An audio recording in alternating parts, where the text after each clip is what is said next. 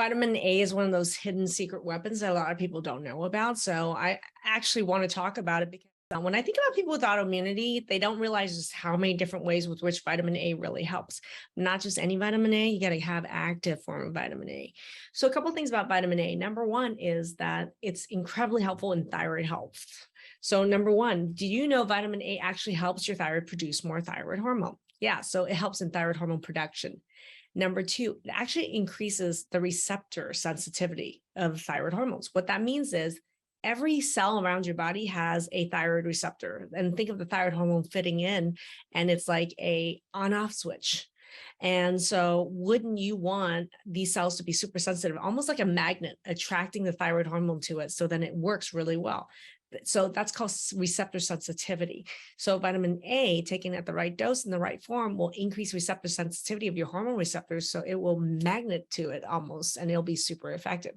So for people with low thyroid of any kind, taking vitamin A 10,000 IUs a day is like a game changer, not only in production, but it also helps the receptors all over your body be more sensitive to the thyroid hormones that you do have.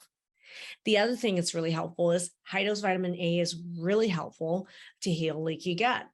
What's the mechanism? Well, the mechanism is it actually helps what we call mucosal membrane cells. You don't just have mucous membrane cells in your gut, it's also in the back of your ear, nose, and throat, and in your mouth. So what that means is it helps those cells heal. And when they heal, they make more antibodies to fight germs.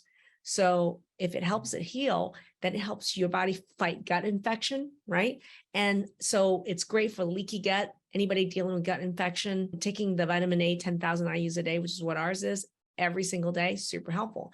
The other thing is for cold and flu prevention, because these are mucous membranes in the back of your ear, nose, and throat. So if you take proper amount of vitamin A that's active, you're actually protecting the integrity of those cells so they get less sick. When cells are intact, they're not sick, they're not challenged, they're going to be much less susceptible to getting cold flu. So there you go, which is why vitamin A is one of those things I definitely recommend taking every day if you're trying to prevent cold and flu, especially given the current infectious climate that we're in right now. So last but not least, you want a vitamin A form that's highly absorbable. So it's really important to take a active form of vitamin A, which this vitamin A is. And so it's highly absorbable, highly active, highly usable.